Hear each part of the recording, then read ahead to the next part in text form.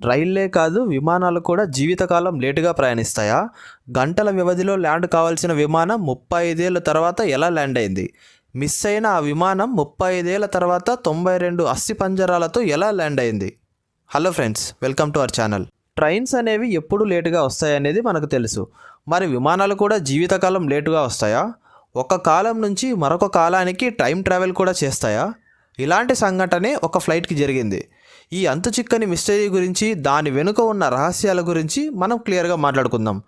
ఈ వీడియో నేను చాలా రీసెర్చ్ చేసి చేస్తున్నాను. సో జస్ట్ ఒక లైక్ కొట్టి మన ఛానల్ సబ్స్క్రైబ్ చేసి సపోర్ట్ చేయండి. వీడియో చాలా ఇంట్రెస్టింగ్గా ఉంటుంది. సో ఎక్కడ స్కిప్ చేయకుండా చివరి దాకా చూడండి. 1954లో జర్మనీలో బయలుదేరిన శాంటియాగో ఫ్లైట్ 513 సుమారు 35 ఏళ్ల తర్వాత 1989లో బ్రెజిల్లో ల్యాండ్ అయ్యింది. అందులో ఏ ఒక్కరు కూడా ప్రాణాలతో లేరు. పైలట్తో సహా అంతా చనిపోయి అస్థిపంజరాల్లా మారిపోయి ఉన్నారు. సైన్స్ ఫిక్షన్కి ఏమాత్రం తగ్గని ఈ సంఘటన అప్పట్లో చాలా సంచలనం చేసింది. ముఖ్యంగా టైం ట్రావెల్ని నమ్మే వ్యక్తులు దీన్ని బలంగా నమ్మారు. ఇంతకీ దీని వెనుక ఉన్న మిస్టరీ ఏంటి? ఇన్ని సంవత్సరాల తర్వాత ఇది ఎలా వెనక్కు వచ్చింది? పైలట్ కూడా చనిపోయి ఉండగా ఎలా ల్యాండ్ అయ్యింది? అలాగే ఈ 35 సంవత్సరాలు ఇది ఎక్కడ ఉంది? ఇలా ఎన్నో ప్రశ్నలు అందరిలో తలెత్తాయి. అసలు టైం ట్రావెల్ అనేది పాసిబుల్లా? అది ఎలా వర్క్ అవుతుంది అనే దాని మీద మన యూట్యూబ్ ఛానల్లో ఒక ఫుల్ వీడియో చేశాం. నేను ఆ వీడియో లింక్ ఇక్కడ పిన్ చేస్తాను, అలాగే డిస్క్రిప్షన్లో కూడా పెడతాను. మీరు ఒకసారి వెళ్ళి చూడండి. అప్పుడు మీకు టైం ట్రావెల్ మీద ఒక క్లారిటీ ఖచ్చితంగా వస్తుంది. అది 14 నవంబర్ 1989. వీక్లీ వరల్డ్ అనే న్యూస్ పేపర్ ఈ విషయం గురించి పబ్లిష్ చేసింది.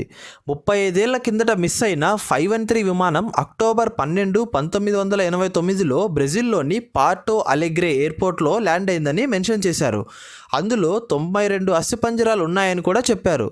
ఫ్లైట్ 513 రికార్డులను చెక్ చేసి చూస్తే ఆ విమానం 1954 సెప్టెంబర్ 4న పశ్చిమ జర్మనీలోని ఆచెన్ అనే ఎయిర్పోర్ట్ నుంచి బయలుదేరినట్లు సమాచారం ఉంది. ఆ విమానం గాల్లోకి ఎగిరిన కొన్ని గంటల్లోనే అట్లాంటిక్ సముద్రంలో కుప్పకూలింది. అయితే ఈ విమానం మళ్ళీ 1989లో ల్యాండ్ కావడం అందరికీ ఆశ్చర్యం కలిగించింది. ఇది ఆదిత్య 369 సినిమాలో లాగా ఒక కాలం నుంచి మరో కాలానికి వెళ్ళి ఉంటుందని కొంతమంది పరిశోధకులు వాళ్ళ అభిప్రాయాలను చెప్పారు.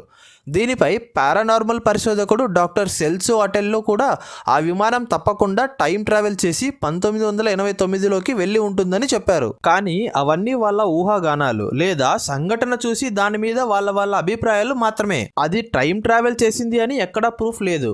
ఈ ఘటనపై జర్మనీ గవర్నమెంట్ కూడా తమ ఏజెంట్లతో విచారణ చేపించిందని ఆ న్యూస్ పేపర్ వాళ్ళు మెన్షన్ చేశారు. అలాగే దీని గురించి వాళ్ళు ఏ సమాచారం బయటికి వదలట్లేదని కూడా చెప్పారు. ఆ రోజు ల్యాండ్ అయిన విమానం చాలా పురాతనమైనదని, దానికి శక్తివంతమైన టర్బో ప్రాప్ ఇంజన్లు కూడా ఉన్నాయని వాళ్ళు రాశారు. ఈ ఫ్లైట్ ఆ రోజు ఆచెన్ ఎయిర్పోర్ట్ నుంచి బ్రెజిల్లో ఉన్న పార్టో అలెగ్రేకి వెళ్ళడానికి సిద్ధంగా ఉంది. ఫ్లైట్ సిబ్బందితో సహా 92 మంది ఈ ఫ్లైట్లో ఉన్నారు. అందరూ వాళ్ళ గమ్యాలకు చేరుకోవడానికి చాలా సంతోషంగా ఆ ఫ్లైట్ ఎక్కారు. ఫ్లైట్ అక్కడ నుంచి స్టార్ట్ అవ్వడానికి సిగ్నల్ కూడా వచ్చేసింది. ఆచెన్ నుంచి ఆ ఫ్లైట్ స్టార్ట్ అయ్యింది.